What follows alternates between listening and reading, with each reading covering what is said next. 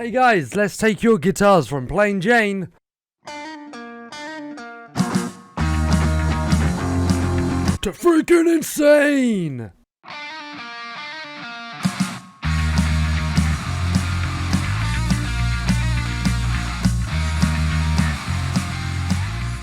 Alright guys, so here we go. You just heard that little snippet at the beginning. Welcome, it's Andy from DIYBand.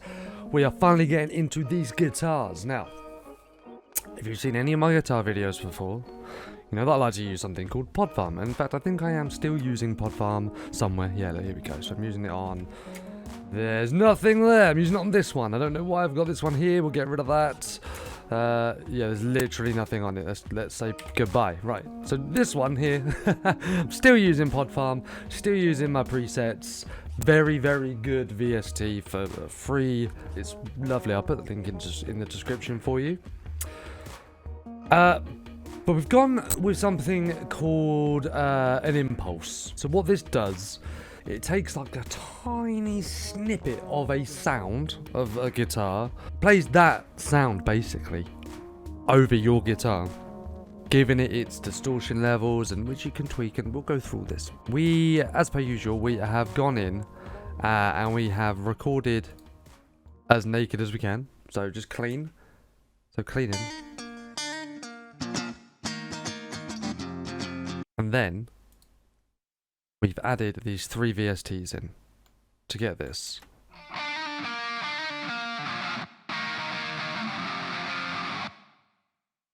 So how do we do it? First of all, we have recorded twice. So we've recorded the guitars twice, and I can't stress this enough. If you want thick, full-sounding guitars, especially for this kind of music, you want to record twice. So we've recorded twice, I've recorded the same thing twice, but what happens when you pan them left and right, you get this guitar panning left, this guitar hitting your right ear, and it just widens everything out. If you listen really carefully to just these two, you should hear 2 guitars, one in your right, one in your left.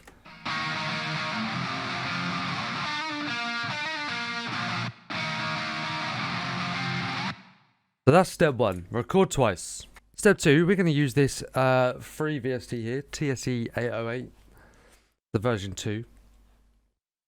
And what this does, let's do this. We've got this going, and this is what it sounds like with just this driver on.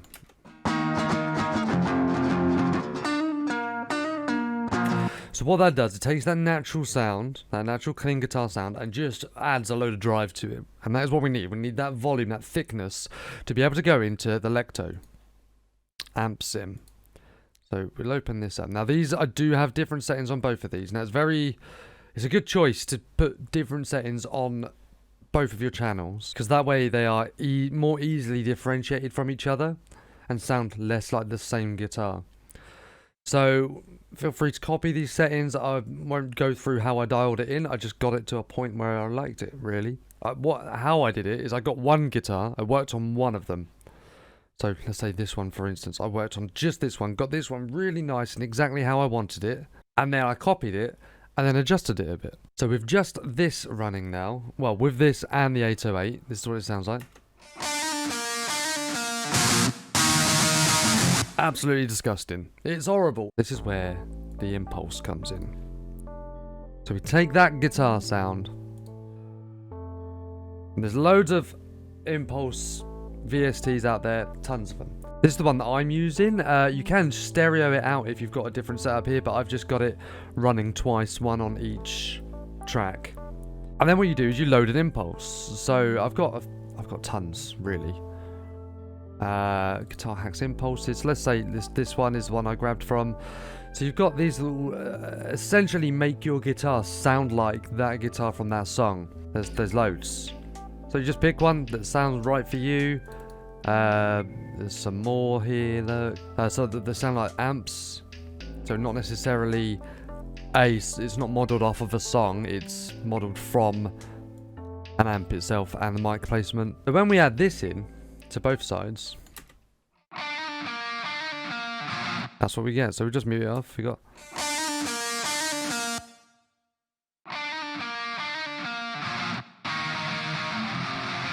Now I do have the same impulse running on both of them, But I have got different settings on here, so they do sound a bit different. So one of them's a bit chunkier, one of them's a bit brighter. And that's it. That's how I got my distortion. Now, I did automate the pan here, as you can see. So the pan here, we've got full left all the way through this track. Now, here's a trick that I have shown before. And I've only done it on one guitar here, so I'm going to go through it on the other one with you. What we're going to do is just before it opens up in the chorus, we're going to drag both of the guitars into the center very slowly. We're going to drop them into the center, and then they're going to explode wide again when the chorus hits. So how are we going to do this? We're going to right click on Nadir, our top VST here. We're going to automate parameter, and we're going to automate this pan here. Oh no. We're going to automate the pan in the VST itself, so pan 1. Alright. So this is going to be controlling this. So already I've got it turned hard left. So it knows here, look, it's already all the way down. That's how we achieved our panning to begin with. And what we're going to do at this point, probably here, is we're going to drag it into the center. So we're going to just make a mark here by double clicking. Make sure we've got this slope one selected. We're going to go to where we want it to widen out again, which is there. We'll find that marker. There we go. And we're going to click it into the center like this. It's probably there actually, because it looks like it opens up there with this large waveform. And then we're going to drag it back out again. So what that's going to do is going to move into the center slowly, and then like hard left again. We'll have a listen to this on its own, with that.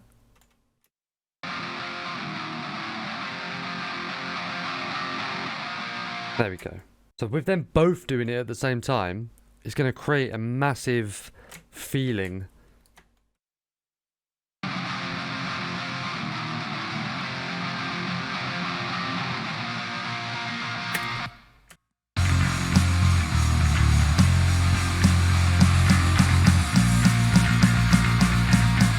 There we go. So that just opens up a lot wider. I really like that. That's nice little hinty tip. Now this group track here holds all of my guitars, I think minus one of them. Yeah, minus this one bit of guitar here. And this is where I'm going to apply the compression and the EQ onto the whole signal. So you've just got this compressor knocking down quite a bit, to be fair, but it's right, you know, so.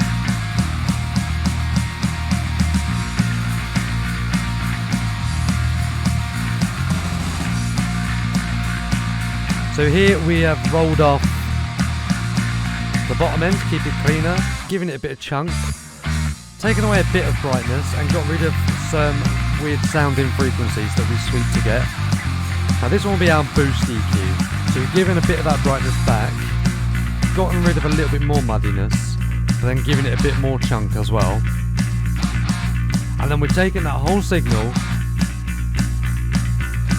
and compressed it down by a couple of dB. So we've taken all the signals, we got rid of a load of bad frequencies, we've boosted good frequencies, and now we're going to compress it down to get our final guitar sound. Now if we have a look at the other guitar that we've got going here, now this is a bit of a solo guitar. So I wanted it to be a completely different sound. I wanted it to really stand out. So if I go to this bit here and we'll play it.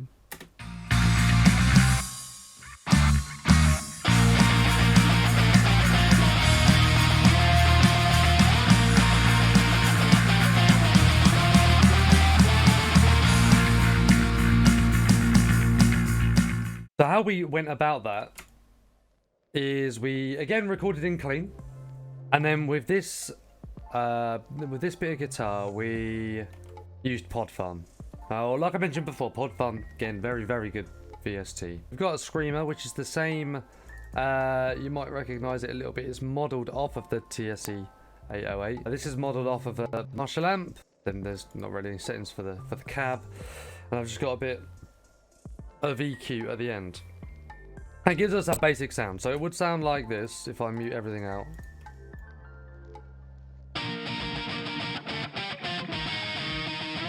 Horrible, you can barely hear it, it's not nice. So then what we have done, we added some compression, and we compressed the hell out of it. It's really compressed. Now, I'll tell you why I've done this in a second. Because it will make sense. You think, what? That is way too much compression. No, it's fine. Then EQ just rolled off a lot of that bottom end because I wanted it to be really bright.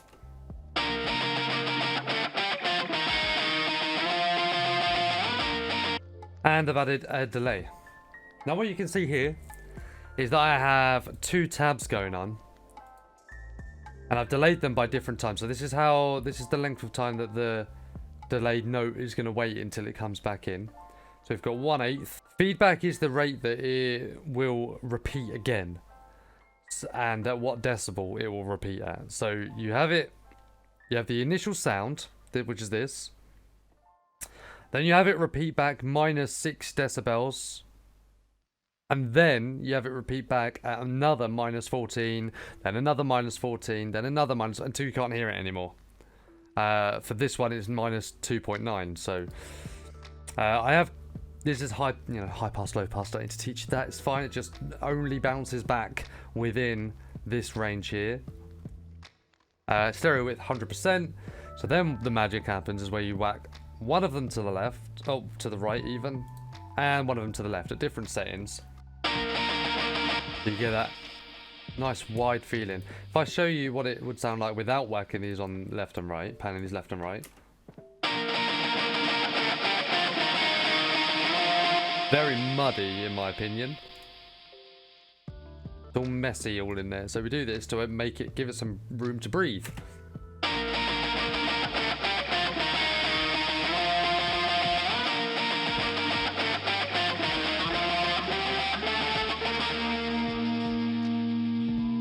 Now let's have a look at why we compressed so hard. We have another guitar doing a similar thing behind it.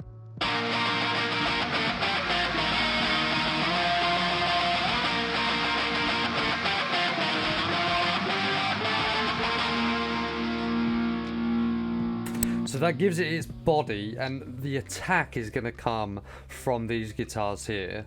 From this guitar here, and this is going to give it its body. It's going to be really nice. You can hear the difference here. It's very deep and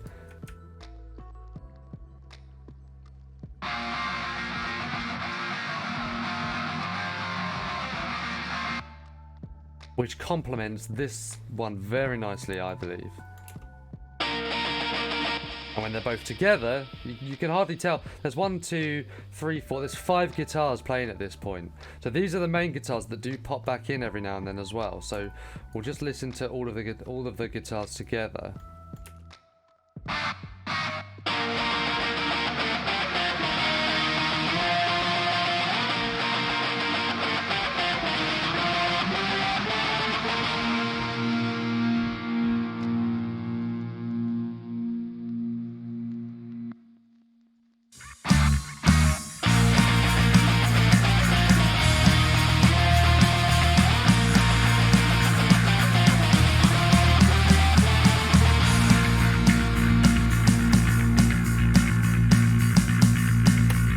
I feel like that brings out, it gives it its own level. It's definitely an extra guitar that's come in on there. It's not, it's not getting lost. It has loads of room to breathe, and you can hear every note that's being played, which is the goal that I was going for.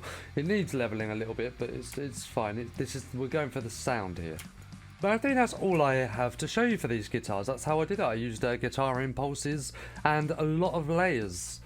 The panning trick is quite useful. I use it in almost every song that I do. If you haven't already, we've already covered how to do the bass in this song and the drums as well. We have 2 more things to cover really on this. We're going to do the vocals, including the filler vocals and the backing vocals. That's all going to be the next video. And after that, we're going to master the song. Thanks again for dropping into this video. Andy from DIYBand. Peace.